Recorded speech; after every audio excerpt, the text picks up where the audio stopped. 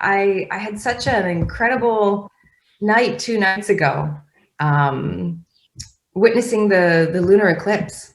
Oh, do you know what I saw on your Instagram? You had those beautiful, that I saw that. It must have just been such an amazing experience, particularly where you are. Yeah, it really, really was. I've seen solar eclipses before, and while I find them really cool, I think I've always had a bit of a like, well, that wasn't quite as amazing as I thought it was going to be, Right, experiencing them. Yeah, no, And sure. then this lunar eclipse was like the polar opposite, where I just felt like, holy shit, that was tremendously more impactful than I expected it to be. It does something bizarre to the moon, which I didn't realize before, which is like when you look up at the moon, I don't think I realized that it looks really two-dimensional. It looks really flat.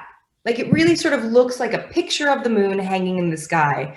And it's hard to really see the depth. I can always see the face, but the face isn't dimension. Well, the face is sort of like, dimension within, but not dimension without. And this was like the moment the full eclipse had happened and the shadow was completely covering the moon, the light that was wanting to seep out from the sides of the moon just made it so visibly apparent how round it was, what a sphere it was, that it's not this flat, sort of like beaming light in the sky, that it's just this ball. And it really, because I took a photo and I posted it, but the photo made it look millions of miles farther than what it looked to my eye. To my eye, it was quite large. And it just looked like, why the hell is that thing just sitting there? Like it should just fall. Yeah. It shouldn't be floating there. I don't know. It's hard to describe what it feels like to see natural phenomenon.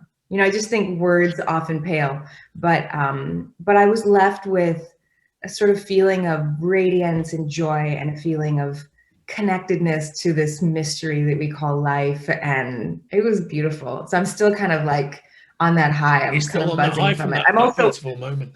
Yeah, I'm also exhausted because I was up till 5 a.m. watching it all. Yeah, of course. I tell you what you just mentioned is something that always fascinates me, which is some of the most beautiful phenomena in the natural world. You can't capture the beauty of them with science, with technology, which is kind of a very powerful thing, I think. And as you said with the eclipse, it's like if you try and take a photograph of a harvest moon, there've been a couple, which is a phenomenon you don't get very often here in the UK. And so, but every now and again, I've been, say, driving across the Midwest and I've seen a harvest moon and I've parked over and watched it. It's like, my God, that is just amazing. It's like looking at a comic book panel, where the moon is so vast. And you take a picture of it and you look at your photo and it's like the moon's tiny as it always is. Yeah, it's like, what's going on? And I think, and it's like, if you've ever had the experience of, say, you go to the Grand Canyon and you take photos of the Grand Canyon, the vast epic nature of it is lost. It's just flat. Totally. Yeah. Totally lost. Hawaiian sunsets, amazing, but never look as good. Yeah. In a picture. Pretty much given up on taking pictures of that kind of stuff for that very reason. And last night I just thought, oh, why am I even bothering? This is ridiculous. When I lifted my camera, I was like, this is one of the most ridiculous things in the world. To try and photograph what I'm experiencing right now is impossible. But I'm glad I did, because there was something that happened in that particular photo that I thought was really interesting, which was, it just somehow captured the vastness of space, which was not what I was seeing. I was seeing the closeness of the universe. I was seeing like the stars were really vivid because the moon had been eclipsed and the moon looked so enormous and it looked so clear and all these things. But what the photo captured was the vastness. And I kind of loved the dichotomy of how it can be both at once. I loved that it can be this vast, unknowable expanse, this void, but it also can be this intimate, light-filled, energy compacted experience. So I'm glad I did take the picture, but normally I don't even take pictures of people, because I feel like it's not ever going to capture what I'm experiencing. And what I'm experiencing is what I want. I want to do the experience, right? I want to be in it. I want to not step outside of it and capture it. I want to be in it. And sometimes I look around at the world today and kids and how they're being raised where every single thing that happens, good, bad, or ugly, is being captured by a photograph or a video, documented, and that they can constantly relive these things. And again, there's this sort of dichotomy of like how beautiful that they're going to have such vivid memories of childhood that we will never have, because we just, they fade, you know, they sort of go away. Whereas these kids, it won't fade. It'll be right there documented. They can always go back and revisit. But then also, I think there's a loss of understanding of what it means to, what beauty is for in the world. Like, to me, I actually wrote a first draft of a novel about this years ago, trying to capture my sort of realization that the purpose of beauty really in this world is temporal, that it's supposed to be a moment, just a moment that sort of washes over you and you go, oh God, that feels incredible. And that's what beauty is. But we are so graspy, you know, we want to just grab it and hold it and hang on to it and make it permanent and have it always, always, always there to look at. And so that if I feel bad or I feel yucky, I can look at it and I go, oh, now I feel good again. We want that hit. And I think it just is such an evidence that we've lost trust that life will continually recycle beauty and bring it back to us no matter what. It will be there. We don't have to grab onto it and you don't need it. It's so true. You don't need to collect it, and you know, it doesn't. You don't need to turn an experience into a possession that way, because there's always another experience to be had. And it's like I really notice it with people at concerts. Well, until concerts were placed on hold, music concerts. It's like my thing with music concerts. If I want to, like, say, put up an Instagram picture of having been there, I will take my shot within the first 5 minutes of it. When the band comes on, say, all right, click. Then I'll stick it in my pocket, and that's it. You know, because I want to drink in the experience. I want to stand there holding a phone up, because people are so focused on getting the shot right and getting the angle of the shot right, you can't be appreciating the music in the right way. No, I feel it's kind of the beauty of live theatre that don't let you do it. Yeah, exactly. I have, whenever I see video footage, like the official concert footage, and it pans the crowd, and the crowd is just a bunch of screens, you know, just this pan of screens just being held up. And I always think, well, one, you can't really see what's on stage, because there's all these screens blocking what's actually going on. And then secondly, how present can you be in the experience of art that you're having? And for me, the experience of art is always one that is spiritual. It's like an immersion. It's a letting go and a sort of falling into and giving over to.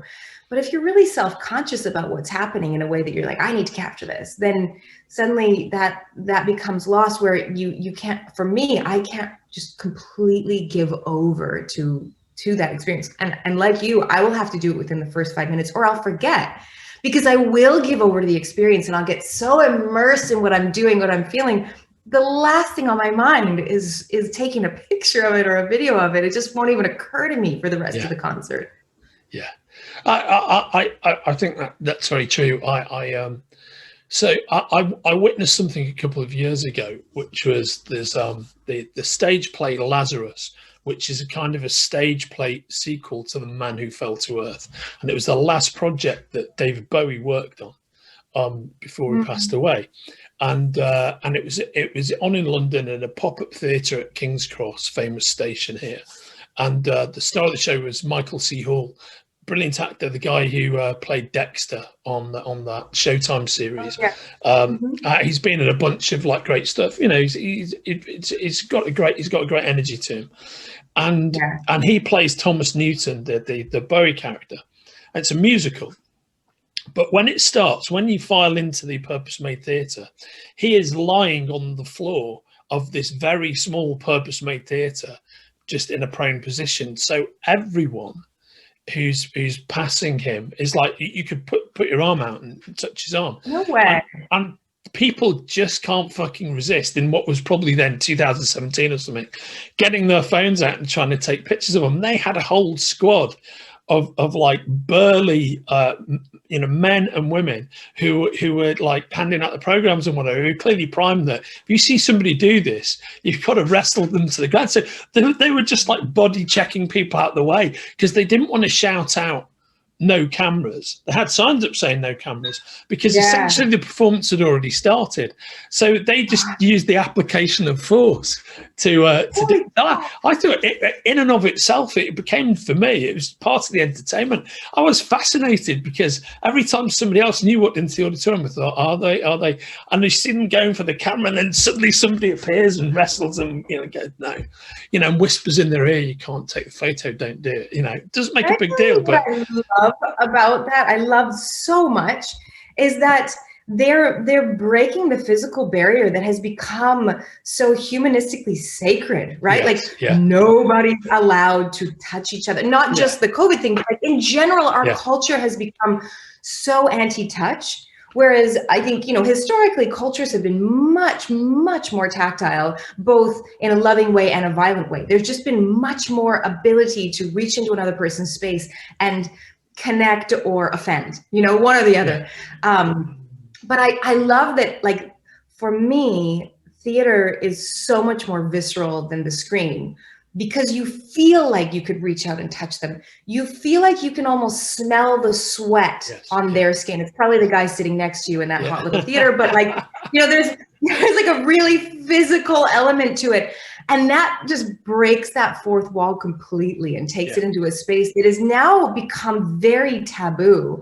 But I actually think is paramount to community.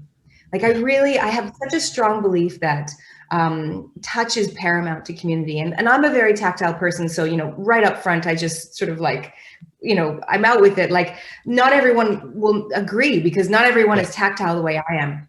But all my life, I have always reached out and as a way of connection in place of words or service or, some other form of connection. I've always been very comfortable, like putting a hand on someone's shoulder to say, I'm sorry, or, tapping somebody's knee to say right on, or like, just ruffling someone's hair to say like, we're having, like, just all those ways of being tactile. And I've noticed over the last 10 years that more and more and more people are shocked and uncomfortable when I do that, because it's become less and less and less normal and less okay. So I love that they just completely broke all the societal rules about you are not supposed to accost people. You talk first. You use communication, right? I love it. No, I love it. I feel like you couldn't get away with that in America. It was you only England. No, it was so brilliantly interceptive, right? And I'm not a typical English person, because I too am very tactile. And whereas there's a lot of British people are really quite reserved, and you can go to whole cities in the UK where nobody is, and I remember my grandmother was always very physically reserved, and she would respond with a hug only when you went in first and made her, and then she'd do it, and she'd want you to do it, but she'd never ever initiate.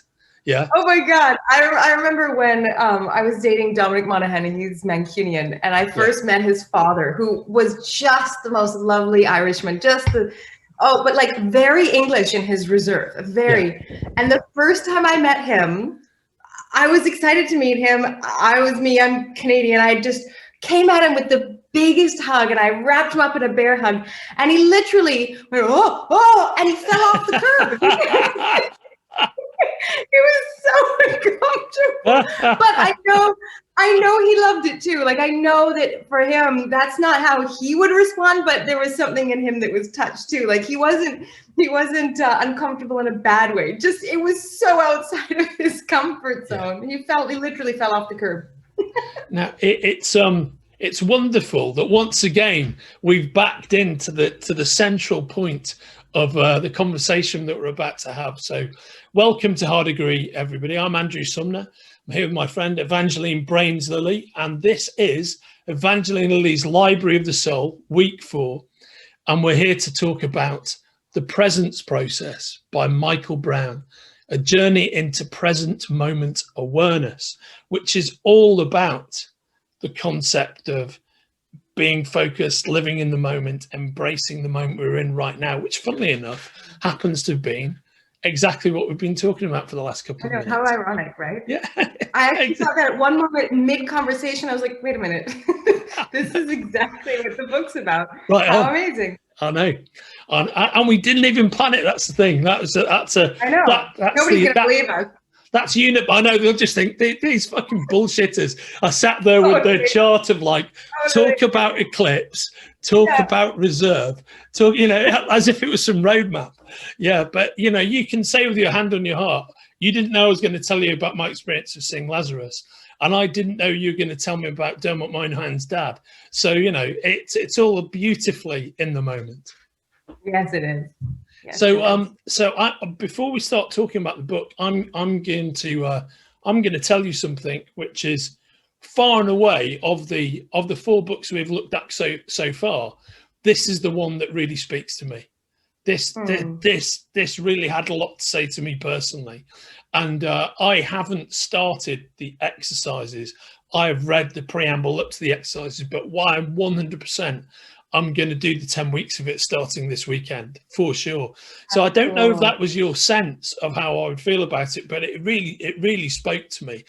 I don't agree with all of it, and I don't agree with every thesis that he pops up with, but there was so much that really resonated with me. I found it a fascinating read.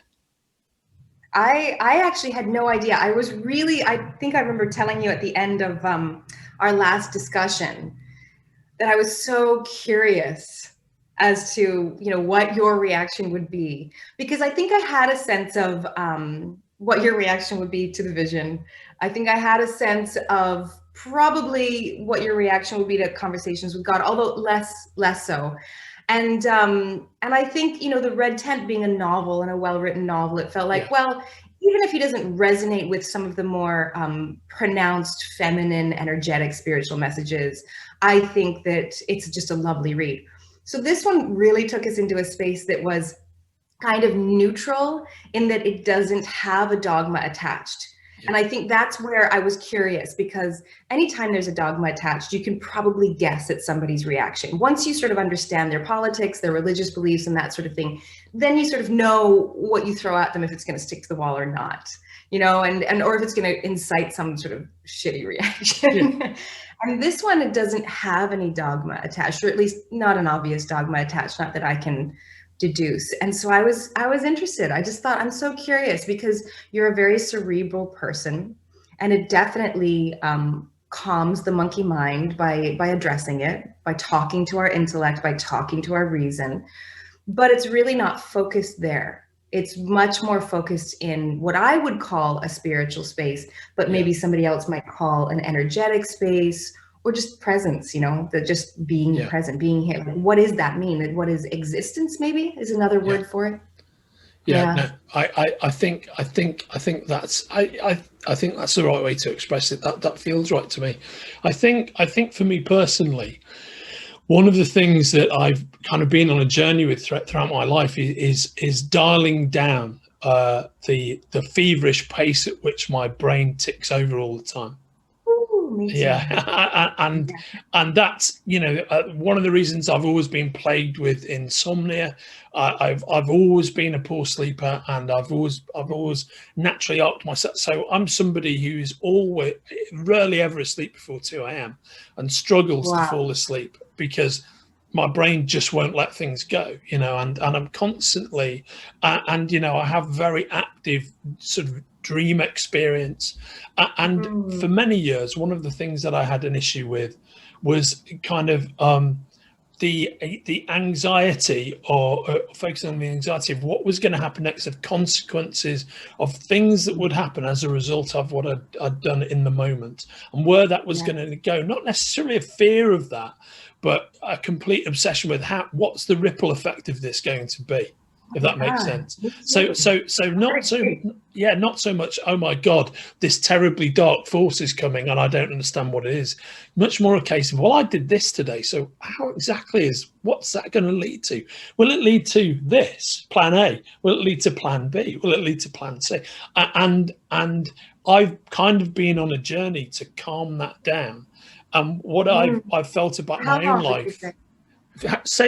I'm sorry, Evangeline, what was that? You said you've been on a journey to calm that down. I'm curious, like, For how how long has long? that been I would conscious? say, oh yeah, consciously. I would probably began that process. Let's see, I'm 57 now. I probably began that process. I pretty much know what it was. There was a friend of mine called Ali Hall, who is a well-known magazine editor in the UK. She used to edit a magazine called Look, which is a weekly women's fashion magazine, and I gave her first editorial appointment. I didn't give she earned it. I didn't give it to her, but I was the person who appointed her, and she had been a features editor, and an opportunity to edit a title came up that I was the publisher of, and I stepped her up kind of 4 job roles just in one day, in one conversation, because I could see it had nothing to do with me. It was her achievement, but I could see that she had all this ability, and that she was somebody that could handle actually running everything rather than just being part of the machine. Yeah. And she and I worked closely together for a couple of years. Around about the sort of early 2000s, the very early 2000s, I had a bunch of things that aspects of my life that had changed, and we were talking about a bunch of things, and she was very in touch with her sense of self, sense of spirituality. She was somebody who had kind of focused herself just through trying to focus on being in the moment, and that really spoke to me. And since about that point, which is about 17 years, I would say that's really been the journey when I've had a real awareness of it. And Ali's an incredibly smart and gifted person, but she's from Manchester as well, and she lives back up there now, and she runs a great sort of online clothing business, right? And she's entrepreneurial, but she's very focused and in the moment. And it's kind of one of those things where, it's an experience where in the working office publishing world, you're managing a bunch of people, but in fact, you actually end up learning far more from them than they learn from you. That was always my experience of having relatively senior jobs in the publishing business, that there were a load of times where I thought, man, I had no idea about this. This has opened up a whole new doorway for me. So she focused me on that kind of journey. And I think maybe for the past 17 years, and I feel it's something that I've made a lot of progress with. And, you're always learning, right? The journey's sort of infinite, right? But having her in my life and having those conversations, she'd probably be very surprised to listen to this, because I'm thinking, when was the last time we spoke? It was probably 10 years ago. But the impact, sometimes people have a huge impact on you and sometimes not even always aware of it themselves. She definitely had a big impact upon me, and really helped me get in touch with the concept of presence, which of course is what this book is all about. So I've been on that journey for quite a long period of time, with some success, I think, because I'm far more able. I notice whenever I'm able to put myself in the moment and not get distracted by what's happened, this concept of past, this concept of future, this concept of consequence, or mulling over what might have happened if I'd done something differently. If I leave all that to one side, I've noticed that life often goes so much better, and I feel so much happier with the things that I experience. Gosh, I feel like that was a very long answer to a very short question, but it also just hemorrhaged out to me. I'm very interested, and I think it's so beautiful that you can actually pinpoint a person who was so influential for you. And I think I feel that from both sides, because we all, I think, wander through life hoping desperately that we'll have some kind of positive impact on somebody out there. And also that somebody will reach out and touch us in a way that impacts us beautifully and meaningfully. And so I think I don't know, I feel like I hear less of those stories nowadays. That used to be like the story when in the 80s. When I was growing up, that was the story. Yeah. And now I feel like stories are much more focused on kind of doing it on your own, like overcoming all the odds in an isolated way, being strong and powerful despite everything else, as opposed to, and then there was that person. Yeah. And then there was that person who reached out.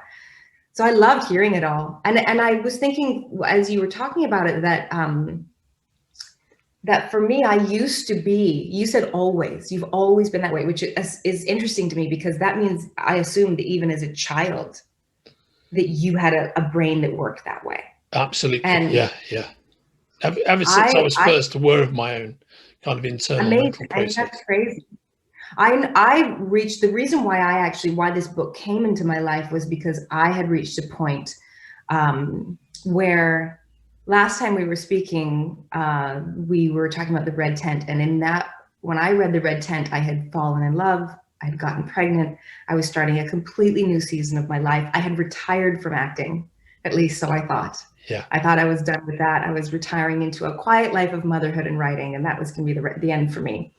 That was pre-Hobbit, pre-Marvel, and then falling in love and becoming a mother changed things so profoundly for me. I mean, up to that point in my life, I had been fighting clinical depression for about 10 years with some success, actually pretty good success, but there was this shift that happened once I found Norman, where I truly became happy, probably for the first time in my life, like truly happy.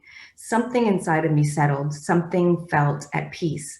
And what's ironic is that throughout all that time where I had been, I'd been clinically depressed for as long as I can remember. I had the opposite of you. I was so present, and I was so clear, and I never had a sleep problem. I didn't know the meaning of the word worry. I really could not connect to or understand what people meant when they talked about anxiety. I was so clear and here, to a fault, to the point where, I couldn't remember an appointment to save my life, because I was never thinking about the future, and I was never thinking about the past. And I was just totally irresponsible as a result, but also beautifully at peace with life. Yes. And ironically, through experiencing happiness, through experiencing content, suddenly a door opened up that I can only describe as greed. That I was suddenly like greedy for life. I was like, I want it all. I just want everything. I want success. I want joy. I want experiences. I want to just conquer the world. Like, I just was like, whoo, like I felt really on fire in the most beautiful way. But that greed led to that beautiful greed, it's like a gorgeous greed just for like to suck life of all of its nectar, not like, not just power and money, but like, I want to be in nature. I want, like, whatever it is, just everything. I started down this path unknowingly, which turned into what you described, where I had sleep problems, I had digestive problems, I had health failings, I had all of these other problems manifesting that seemed out of place with the joy I felt inside. But, unbeknownst to me, there was this static building in my brain that was just getting louder and louder and louder, to the point where there wasn't a moment's peace ever inside of there. When I went to see a healer, and he was like, "Are you stressed?" I was like, "No, my life is fantastic." And he was like, "Okay, but there's good stress and there's bad stress. Like, is your life intense?" I was like, "Oh, it's so intense." And basically I was manifesting so many things physically that were becoming unbearable. I was becoming physically in chronic pain. I was having massive sleep problems.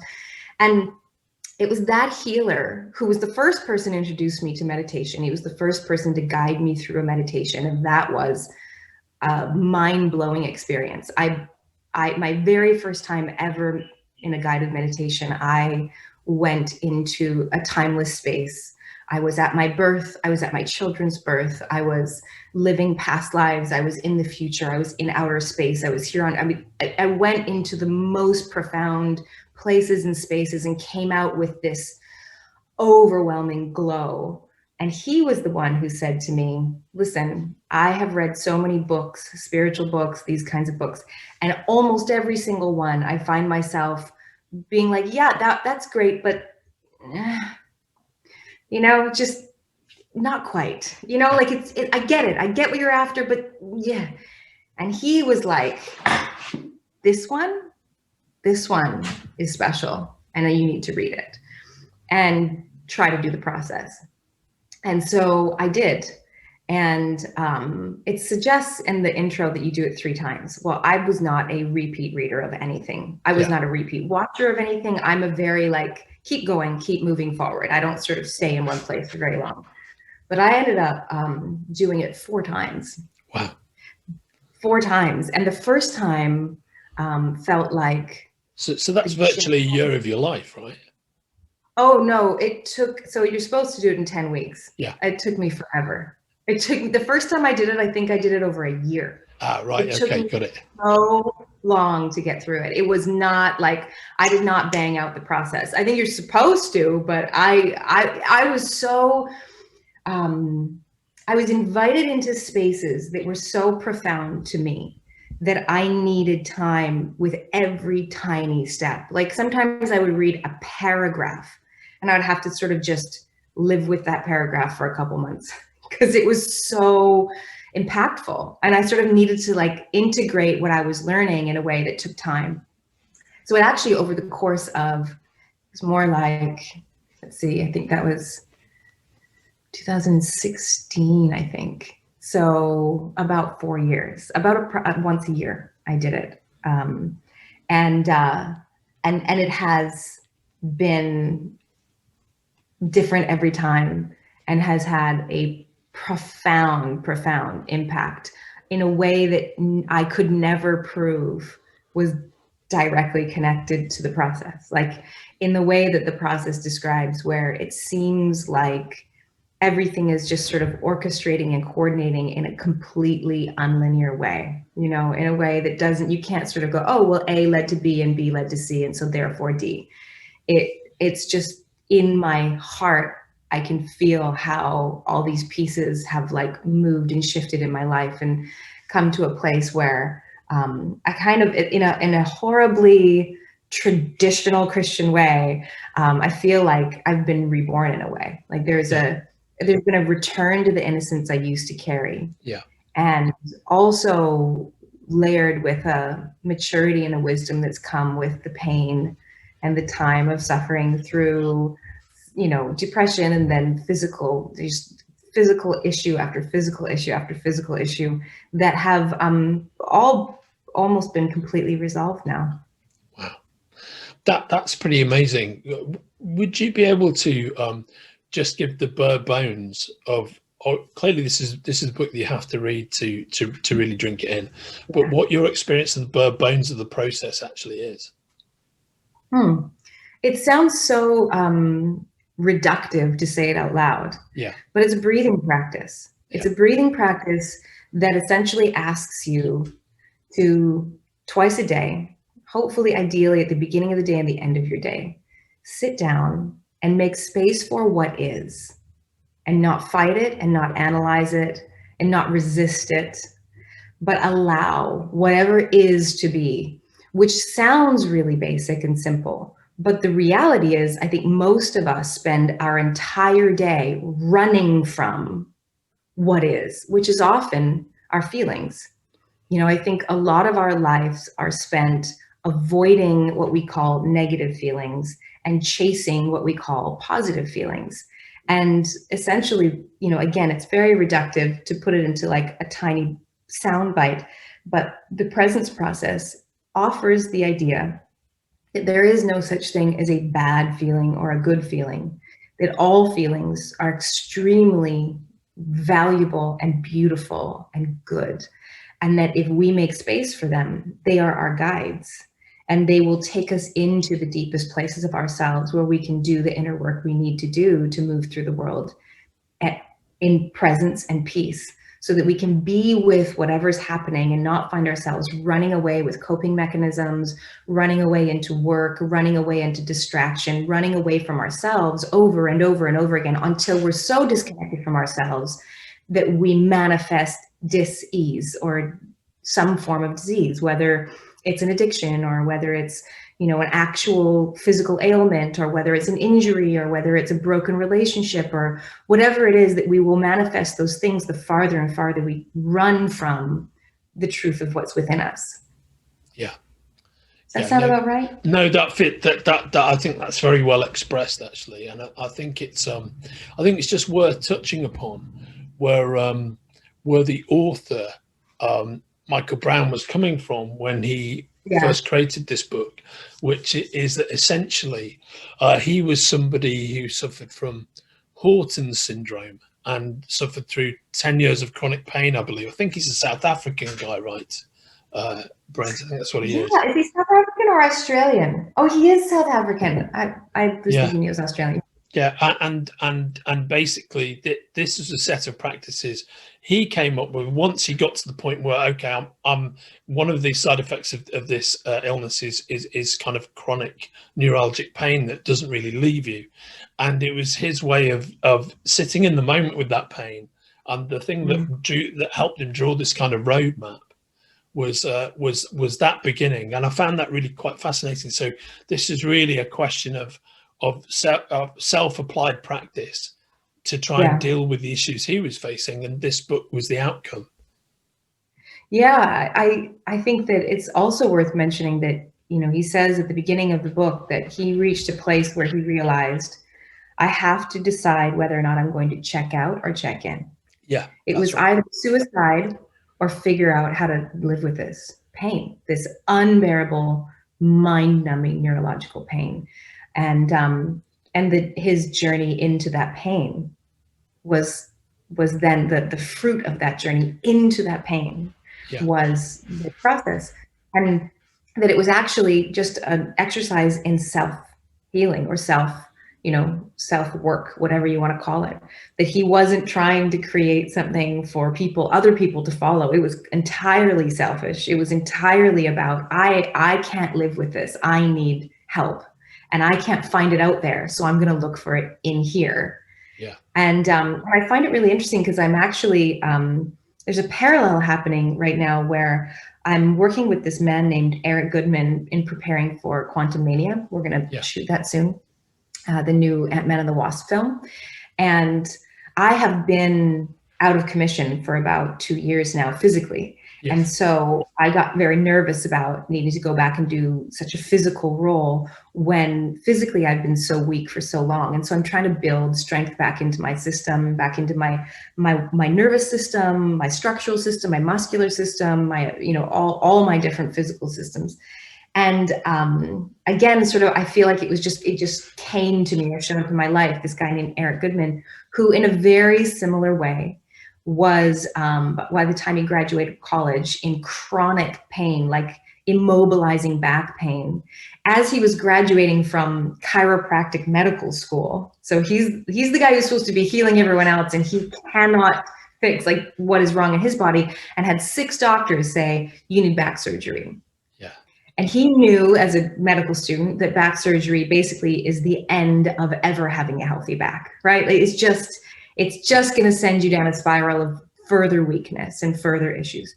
And so he resolved to figure out how to fix himself because nobody else had been able to fix him.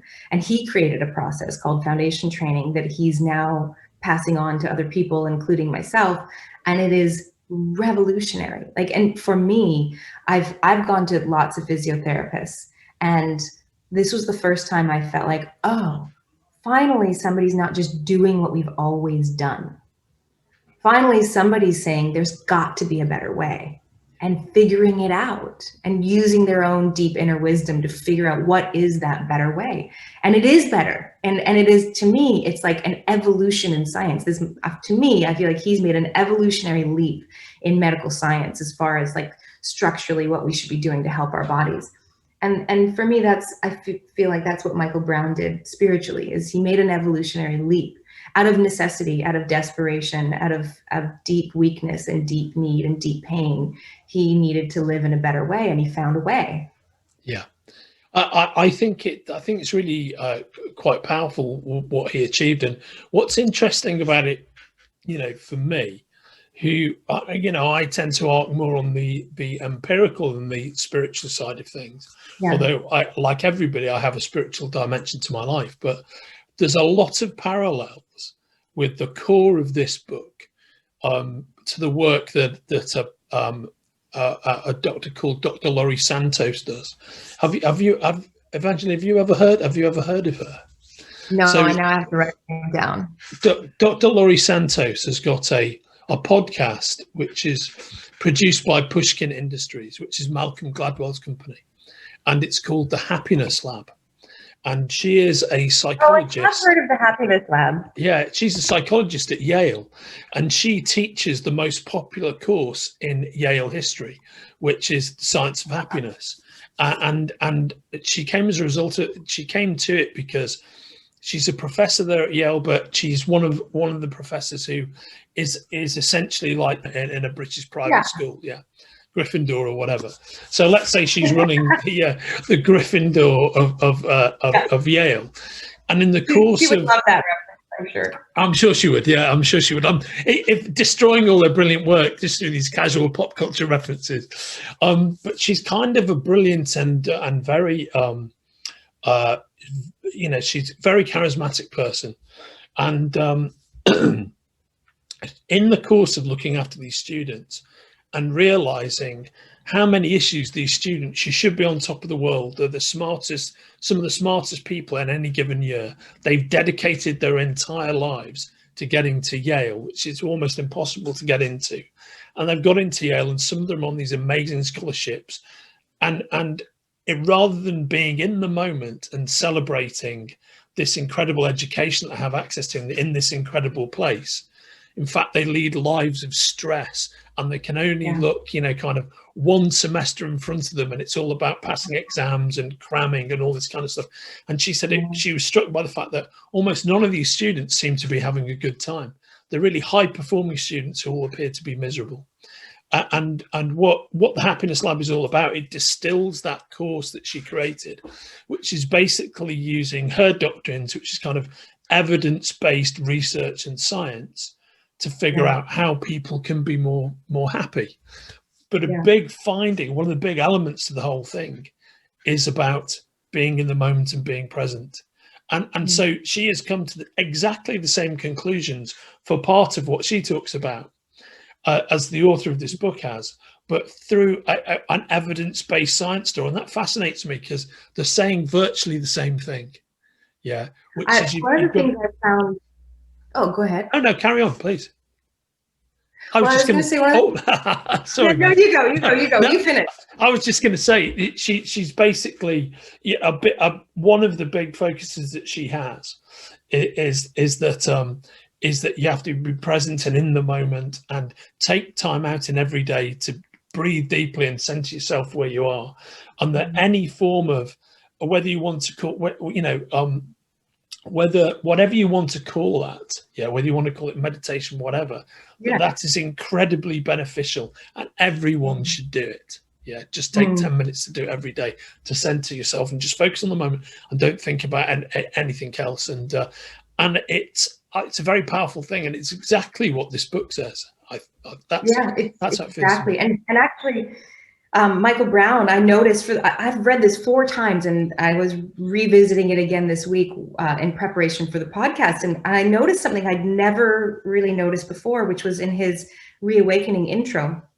He says, once he had sort of discovered that this process or this practice was having this profoundly positive effect on him, he went ahead and he said, to discover more about this tool, I began facilitating others in this breathing practice, closely observing the effects.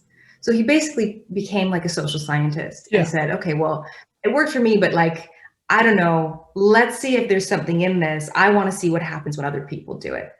And, I've recommended, when I first discovered this book and it had such an impact for me, I went to a very similar place. I bought a case of them, because I found myself constantly meeting people and be like, oh man, you would really benefit from this process. Here, have a book. And I had one woman come back to me, and She was very young. She had terrible anxiety. And if there's one thing I had learned so far, was that the people who I recommended the book to who suffered from very severe anxiety, almost across the board had profound results in anxiety reduction from this process. So I said, oh, you should really check this book out. So she did, and she came back to me, and this was years later, like a year or two later, because we really were just acquaintances, and we happened to see each other again. And she said, I did that book, and whenever I would try to do this breathing practice, my anxiety would go berserk, like the worst it's ever been. And I said, wow, that's really, really interesting. I'm sort of curious as to what that felt like for you and where you took that, like where you went with that. Because of course, as you've read the book, you've read, I don't know what you've read so far, because I can't really remember what was in the process part and what was in the preamble part. But the instruction is always, whatever comes up, no matter how uncomfortable, go into it. Like, go deeper, move towards it, don't run away from it. And so we talked it through, and I was excited and also sort of devastated for her that her, whatever she was facing was so deep, and she was so resistant to it, that even this breathing practice would take her to a place that was scary for her, that there was fear there. And I also had another, my young woman who was like 18 when I recommended the book to her, and she could not get through the preamble reading. She could not. And I've seen that with two other people. And what I started to realize through just watching different people's reaction to it was that I think that there is a certain level of self-awareness and personal work that if you've already done it, then this process is accessible immediately to you. And I think, like you were saying, you've probably spent the last 13 years sort of doing some of this work on your own, learning how to move into these spaces. And I think that often happens with age, right? Like, the longer we've been alive, the more we start to see our own shit and understand that there are ways through it, without being completely repulsed by it or in fear of it. Because I think when we're young, we sort of have this anticipation that, like, everything's supposed to be great. And if things go awry, there's something deeply wrong, and wrong with me. I think there's often a resultant sort of self-deprecation that happens if your life isn't sort of perfect when you're young. You think, well, that's clearly a reflection that I'm not perfect, and that I need to get better at being, as opposed to, this whole process is perfect, and this horrible thing that's happening is for me. It's a gift so that I can grow and learn and understand, right? And so I have seen various reactions to it, but I do believe that that her, Laurie Santos, that her studies and that Michael Brown's studies are sort of conclusive that if you are willing to do the hard work and you have the discipline to carry on, even when it brings out some of the scarier things we deal with, or we hide, or we suppress, or push down, that the results are bar none. I've never had anything else in my life be so profoundly powerful. And being able to completely change my state of mind in like 3 minutes, within, it's now, I've been doing it for 6 years, and it's now gotten to the point where I can be midday in the midst of something and just be recognizing what's going on in my mind, recognizing the growing static, the growing kind of noise that wants to be maddening, and just step away for 3 minutes and just connect my breathing and connect to the peace that is constantly available to us. And it just dissipates. It's like reality morphs and changes in a moment. I'm so interested in that, because where I'm not on my journey with this stuff is that where I'm still capable of tripping myself up is if something happens that it represents some kind of problem, or some event that I don't have a solution to, usually in the course of my working life, running any kind of company with a variety of different characters and a variety of different outputs, because the business I work for, there's publishing, there's events, there's all kinds of different things happening, and it's all about scheduling, right? And it's all about relationships with external forces. Things come up, and sometimes it's like, oh man, everything I wanted to do, I can no longer do that. And in the course of like 1 30-second conversation, my entire plan for X, Y, and Z has now been dashed to the ground, right? And in those moments, what I still have not mastered is I will frequently get dragged into, my brain will drag myself into trying to figure that problem out. And then it might dominate my thinking for a day, for a week, for a month. And in that period of time, I completely forget to do any of the things that I've listened to on the Happiness Lab, or that I've read about, or, I really forget to meditate or to take myself out the moment, all that stuff that the minute and it's weird, it's almost like I forget about it. And then something again will happen, oh yeah, shit, I should be doing this.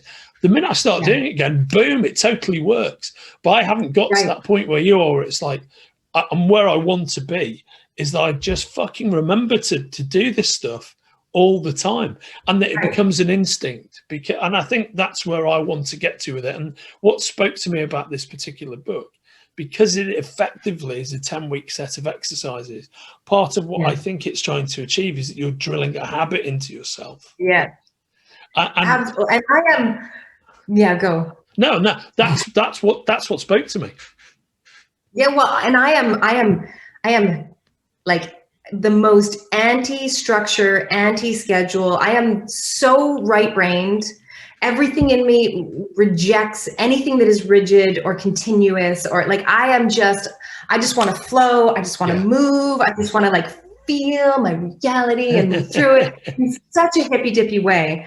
And I think you might remember that when we first started this podcast mini series, we were talking about the vision. And I told you that when that book first came into my life, I was 21 and I was fasting. And in that time of fasting, a 3-day fast, the message that God had given me during that time, that was, I believe, why I was called into fasting, was develop a practice, a daily practice. Every morning before you start your day, before you do anything, you come and you connect with me. You come and you make space for this. And that was my conviction. That was my message. That was my like lightning message through 3 days of fasting. This is what you were being called to. And it was Michael Brown that got me there. Yeah. Because as much as my heart was like, yes, God, that's what I want to do. And when I was baptized when I was 16, most kids, you have to choose a Bible verse, and that's your verse. You claim a verse. And most kids were claiming these like very, very well-known verses. And I had just asked for guidance, flipped open my Bible and asked God to show me. And the verse that I was given is to this day, like if I had to get a tattoo, it would still be 1 Samuel chapter 3, verse 10, speak, Lord, for your servant is listening. That was my heart. That was always my heart. And so I was like, yes, that's what I want to do. I want to come and I want to be before you, and I want to listen and receive guidance and move through my day completely guided in the most, beautifully divine way. And yet this right brain creative artist just could not make it happen. I didn't have the discipline. I was so disciplined in my life in every other way. I mean, it took a lot of discipline to get to the places I got to in life and to do the things I did. But that was the one place where, very similar to you, it was like, why? Why is this the one place I can't seem to just commit and make it happen? And it's taken 6 years. It's taken 6 years. I've been doing this process for 6 years. But finally, I was brought, the messengers or the circumstances I needed have been brought into my life, and they have kicked my ass so hard for these past 6 years that I have finally found myself on my knees enough, broken enough to submit and be like, okay, just tell me what to do and I'll do it. And the book was like, okay, I'll tell you what to do, and this is what you do. Yeah. And it's the same thing I've been telling you for 20 years, which is like, just make it a habit, because otherwise, if you don't, when crisis strikes and you go into your animal brain and you're out of your prefrontal cortex, you are not going to do this. It will not be part of your instinct, because this is not part of your animal instinct. And so when things are intensely good or intensely bad, you will not do this. And then you will have way more stress and way more problems in your life.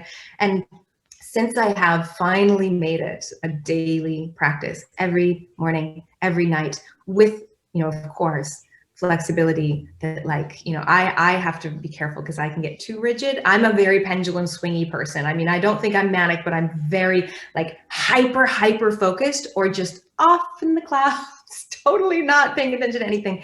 And so for me, I have to watch that I don't get too rigid with it, where it then becomes just a discipline, and there's nothing present about that. There's nothing loving about that. But it has really been profound to watch how, because it's finally a regular thing I do daily, when I hit those moments where it usually would just fall off. And, sometimes for months, because I would get so derailed by something that happened at work or something that happened in life. I'm catching myself so much faster now. Within the day that something happens, I'm starting to see the process go on in my brain, watch it happen, and be like, just go breathe. And then it's just amazing what clears. It's just amazing the clarity that comes. And with work, I think that's profound. When you can walk into a professional situation and be triggered, because we get triggered so much at work. And we've been taught, suppress it, overcome it, be stronger than that. Don't let it affect you. And I'm learning, no, let it affect you. Let it really affect you. Let all of that come in, but don't ignore it. Just make some space, sit with it, and see what it's trying to show you. See where it wants to take you. And then it's like, holy shit, just everything revolutionizes, even at work, even in the most mundane situations. Yeah, I feel that. I think the establishment of an all-encompassing habit is really the key to making this work. And this just might be the real, for me, we'll see at the end of the series, the real takeaway episode for me, because I feel, in having had this conversation with you, that there's a real lesson here for me in terms of what I can do. And I know what the lesson is. That's not the problem, because I've learned the lesson already. And whatever the gateway to the lesson is, or it's Dr. Laurie Santos, who, by the way, I might not even appreciate being talked about in the same conversation as a self-help book, because her thing is evidence-based research, and most self-help books aren't any good for you. But I'm going to tell you the real scientific reason why this is psychologically sound, and they happen to touch upon a lot of this. But her work and this guy, Michael Brown, are really saying the same thing. And I've known about it for a long time. So I think if I manage to actually grasp it and make it that habit, I'll have really achieved something for myself. I will challenge. I bet you. We're going to have to talk to Laurie. We're going to have to get Laurie on the phone and talk to her. Because I think that if you look at the process that Michael Brown went through to get to this, it is exactly the process that a scientist uses to get to any conclusion, which is experimentation, observation, and assessment. Yeah. And he went all over the world. He visited different shamans, healers, doctors, every available form of healing that anybody could refer him to. And if anybody was like, this shit works, he tried it. He made himself the lab rat. And he really documented, I don't know if it's, on paper, but inside of himself, he made mental notes the whole way through of like, that worked, that didn't work, that worked, but only temporarily. And he was doing this very long form experiment. And he had a thesis, and eventually that developed out of it. And then he started testing that thesis on other test subjects. So really, it's like, to me, it is the epitome of science, what he did and the process he went through. Yeah. You literally took the words out of my mouth. And that's exactly what I was going to say. Cool. It's the epitome of the scientific approach. Yeah, yeah, you're absolutely right. I get that. Interestingly, by the way, the other thing that I've often become ground up on in the course of these conversations, which went away last week because the book was so well written, is how well written the books are. Yeah, and I just thought I'd log in as a by the by. I don't think this book is particularly well written, and I don't think it matters at all. Right, and there are also things in there which I did tell you were going back out into the desert. It was a regression back into, okay, that the concept is the important thing, and there are some theories that he postulates, which I found within. So essentially, the first third of the book is a preamble about how he came to this and what his thinking is. Some of his thinking, which is some of the tributaries he investigates along the way of making his core point.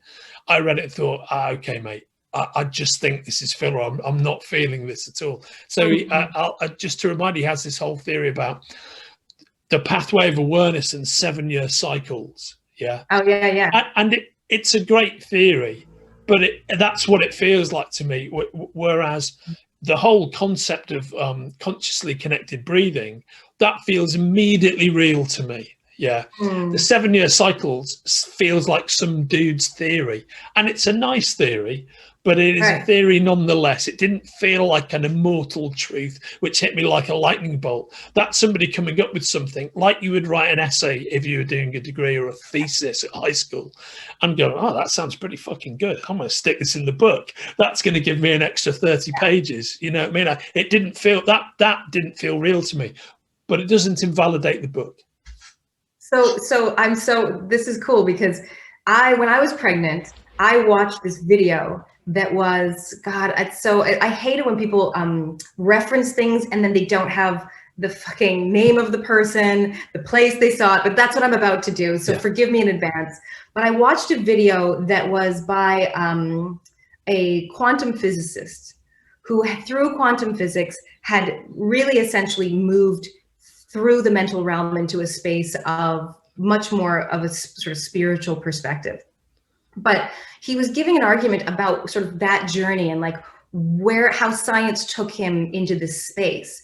And one of the things I found phenomenally fascinating, especially as a mother to be, was that he discovered, or I don't know if he discovered or if somebody else discovered and he just parlayed the information to me, but I discovered for the first time that when we are born, our cells, as most of us know, are regenerative, right? They die off and they are reborn constantly. And that in the first 7 years of our life, our cells, when they regenerate, are creative. So they are recreating themselves with nuance and difference and changes, adapting to our environmental situation. And so as a result, in those first 7 years, there is this open potential to really become almost anything because your cells are still creative and they're still reinventing themselves every time they regenerate. After about 7 years old, the cells stop being creative. And what they do is they implement a blueprint based on the previous 7 years. And this is scientifically researched information. And that blueprint becomes the blueprint for every cell in your body every time it regenerates for the rest of your life. That there is no longer the creativity that it used to have. Yeah. But as we all know, scientifically, that's very much about like synapses firing and the protein receptors that are receiving information and which pathways get used a lot and which pathways do not get used a lot. And there's a very strong argument that has been made that actually you can change that blueprint, but it takes a whole lot of work and effort, and it has to be very intentional, and you have to do something repeatedly over and over and over and over before those synapses will start firing into different protein receptors. But those first 7 years are the creative years, and then your cells are regenerating every 7 years so that you are literally a new human being every 7 years. And so while I completely agree with you that in all these books, there for me are moments where I feel like I am reading inspired, information right now. It's not information, it's truth. It's not like cerebral, it's just truth distilled into words. And then there are other moments in every single one of these books where I go, okay, you know, we can all get on board with that idea or not, but it's sort of beside the point. You know, it doesn't matter if you're right or wrong on this. And I think where I bumped up against Conversations with God by Neil Donald Walsh so hard was it felt like it stayed in that mental realm so completely and utterly that I was longing for there to be a repose from, okay, we're thinking about this cerebrally, to like, let's just feel what is truth and what is not truth in all of this. And I know that my favorite, you know, sort of condensed line in Michael Brown's The Presence Process that sort of for me was like, oh, that distills it right there. He says, in essence, I dragged my intent to reunite with presence and to achieve present moment awareness out of the mental realm, rooting it on this earth as a practical, methodical, integrated process that balances the physical, mental, and emotional aspects of our experience. And for me, that was what I needed when I found this book, because I had completely reinvented my entire belief system over the previous 10 years to 15 years in this journey we've just gone through in the mini-series. I had completely thrown away everything I'd ever known to be truth about God or the universe or me or, you know, existence. And I had decided to start with a clean slate and allow truth to enter my life and be receptive to it. But that was all happening up here. Yeah. And I was like, how do I get it in here? Like, how do I get that to go from like, I understand these things to be true to like, I know them in the cellular makeup of my body. And that's what this process did for me. It became this practical way that I could take a sort of knowledge and turn it into a being, which is a complete way of existing. That is fascinating, and I'm going to use myself as a human test subject, if you will, as the Bruce Banner of this moment, you know, and just put myself out there and see what happens when I actually apply it to myself and see where I get to with it. I'm hoping that I absorb that habit, because I think it's the only thing I really need to do to actually bring this into my core, to not be able to, not to be in a place where it can be distracted out of me, because I know it, I know it's meaningful and it works. That's what I know. I'm totally convinced about that. You know, it feels like the right thing. It's just establishing the habit. Well, now I feel like I'm hyped it up so hard, I'm going to jinx your whole process. Well, we will see. Like, sometimes it works, sometimes it doesn't.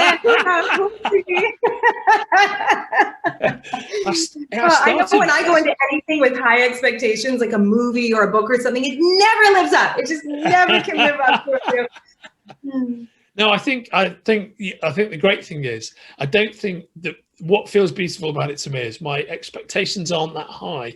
It's not like, man, it's going to be like the closing 20 minutes of 2001: A Space Odyssey, and the mysteries of the universe are going to lay themselves open to me, and I'm going to touch the star child and see my own life enveloped before me, sitting next to Keir Dullea. I don't think that will happen, but I think I just feel the simple truth of it. That to me is the brilliance of it. It feels like the truth.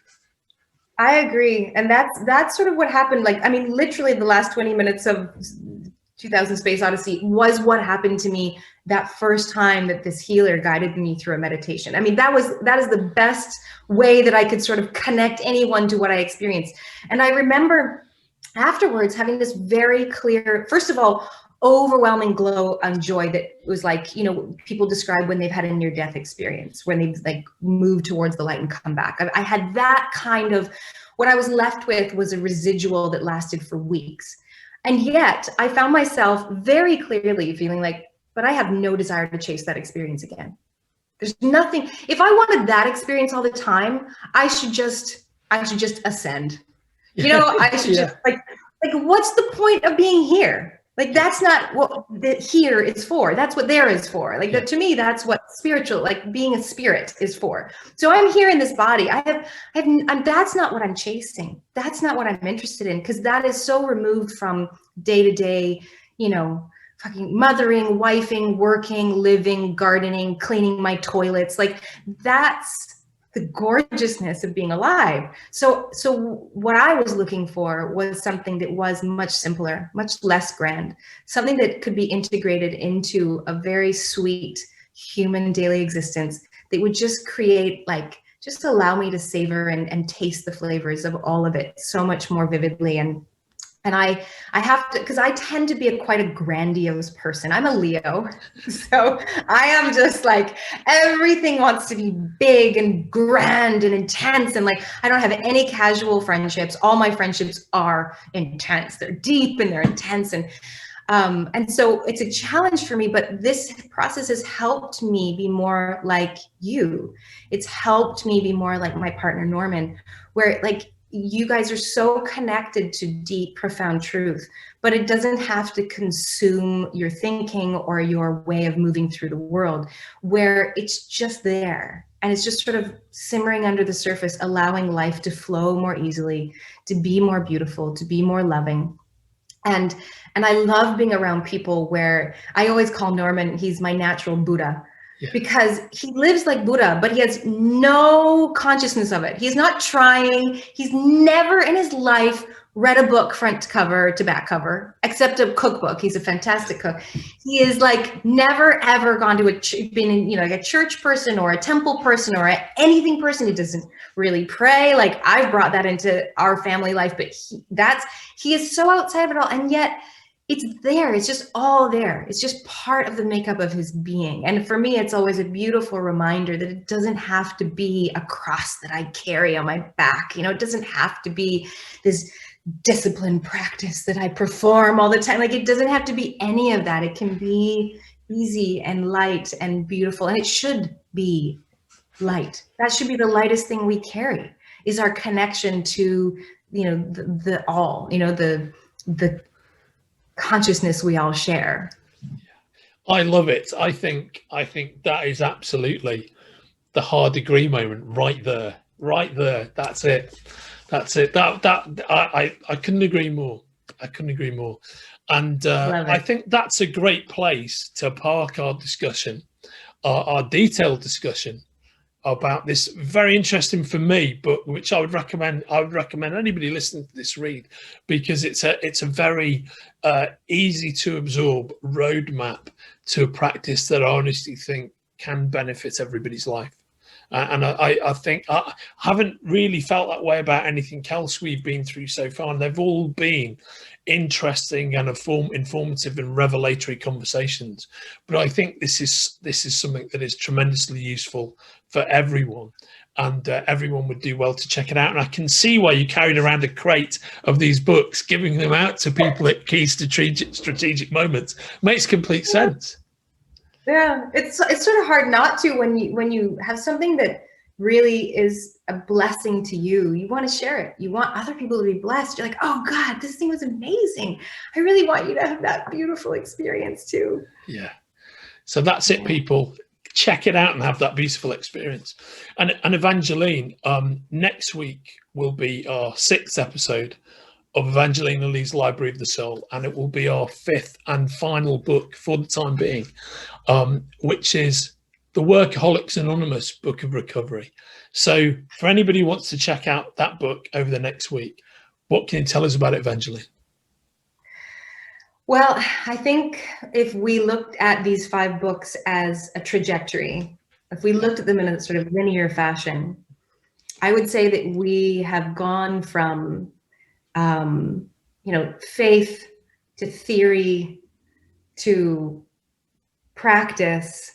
And this next book became the most grounded, the most practical, the most kind of industrial and, boots on the ground, practical tool for me in my spiritual walk to really guide me through what is this new cultural existence of the 21st century that is so driven by commerce, that is so driven by consumerism, that humans have very much been reduced to cogs in a wheel of consumerist consumption. Whether you're on the production side or whether you're the buyer, that this has become so important. The economy has become so paramount that we have come to define ourselves by what we produce. I would say as general observation of Western culture. Yeah. And we see our worth is in what we produce. We see our worth as in what we do as opposed to what we are, which is a beautifully created or beautifully, evolved creature, human being. And so for me, this was just, it's literally a 12-step program. It's a program that I came to through realizing I was unwell, and I was addicted to being productive. I was addicted to being productive, not just at work, and that's the sort of misleading idea of workaholism, but I was addicted to being productive in my humanitarian work, my social activism, in my family life, in my work life, in my personal spiritual life. I mean, literally every second of every day had to be productive. And if it wasn't, I was wasting my life. And that had become a monkey on my back. And it had resulted in chronic pain, chronic illness, a total mental breakdown, a total physical and immune breakdown, a loss of almost everything I had built up through all of my years of success and joy and love. And I really needed just a step-by-step, hold my hand, sort of bring me back to the basics of who am I, what's my place, and what's worth my time, and where do I put my time, and where do I put my energy, and why am I not doing that already? What is it within me that is driving me to just keep doing, and really sit with that stuff? And I'm actually really grateful that I came to the presence process before I came to a 12-step process, because it really was a crucial tool in surviving what came up for me when I faced this workaholic tendency in myself. I can't wait to get into discussing that with you. And that's the Workaholics Anonymous Book of Recovery, the very personal 12-step recovery program that was very meaningful to you. And if anybody wants to check that out before next week's episode, please go ahead and do so. In the meantime, this has been Hard Degree Presents. So now here's the trouble with next week's book, and I'm just going to say this outright, is that it's extremely, in my opinion, extremely distracting to be reading two process books at the same time. Right? Because now there's like conflicting processes that want your time and attention. And so I'm very interested how you plan on navigating that. You said you want to dive straight into the process, which is great. And I guess in a way one could sort of elevate the other, or bring deeper insight into the other. But I'm curious what your plan is. Well, my plan is mainly to read the Workaholics Anonymous Book of Recovery, but to focus on personally doing the presence process, because Workaholics Anonymous Book of Recovery, I think, is designed to address a bunch of issues that I don't have. Yeah, so I've never been kind of self-flagellating about my productivity or driven to produce on. I'm very much as it comes about those kind of things. And while I'm very structured in my thinking in terms of the things that I do, I'm just somebody who's just pulling the string and seeing where it goes.